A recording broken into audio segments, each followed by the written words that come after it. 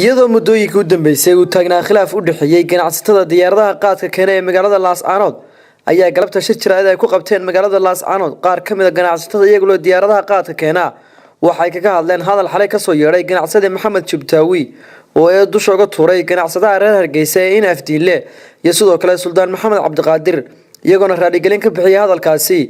waxayna sheegeen in ganacsigu uu xor yahay loona baahan yahay in la tartamo waa kan ganacsade Cabdiqaadir Xasan Madoobe Bidaar iyo sidoo kale aadan dacalad oo ka hadlay arintaasi waxaan halkan sida hadlaynaa dalabta arintii uu Maxamed Jubtaawi uu ka hadlay diyaaraduhuna tiwiisa bay la mid yihiin waxaan ka cadeynaynaa halkan diyaaradan in deegaanka Laascaanood laga leeyahay annaguna aanu leenahay tiisana ay la mid tahay fidmo iyo dhibaatana ayna wadin ganacsiguna uu xor yahay waxaan talo halkan raali gelinaynaa cid allaale cidii uu Maxamed Jubtaawi ku khaldamay haday suldaanta tahay haday beel ahaan tahay cid daloo soo hadal qaaday haday tahay Xaaji Maxamed Ismaaciil Tarabi waana Ethiopian oo ganacsiga wuxuu diyaaradda oo shaqo uu tuleeyahay miiroodin ma jirto annagu qaad hareeriyo baanu tuugayn iyo qaataad ganacsiga u socda dadkana in fidmo iyo xasarad qoftu uu ka shaqeeyo maaha diyaaraddan uma iman inay fidmo samaysay risq bay soo doonto way soo shaqo tagtay dad deegaanka baan u dalbaday iyo dad heertiiniya qoftuna inuu xasarad ka shaqeeyo maahe waa la qaadlaynimaduna waa inay noqotaa sidoo qoftu u tartami lahaa wax sida celin lahaa dadan qaata shaqo lahayn iyo dadan meheradan baa lahayn inuu qaatana walada qurux badan yahay cidii uu ku khaldamay anaga bolojisi xaalta seenay cid tula socotaana ma jirto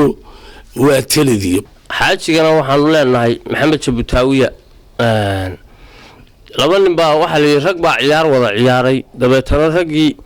ciyaarta ay wada ciyaareen nin baa laga badiyay wixii baa laga helay xogaaga yaraayo lacagta hay soo shaqaystay baa laga helay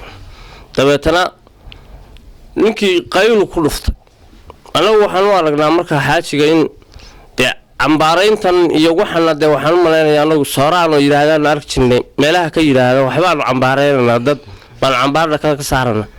marka dadku halkaas cambaaraynta ka soo qaatay baan u maleynayaa iyadana dib yaan loo arkay diyaaradana waxa iskale sida uu ku sheegay nimanka iyaga deegaanka reer Laascaanood ayaa iskale niman isku reer waliba siyaa dhulbaantay marka laga tago ayaana arintan diyaaradana waxa keenay Maxamed Jubtaawi wuxuu doonayaa magaalada dhulbaanto dhan leeyahay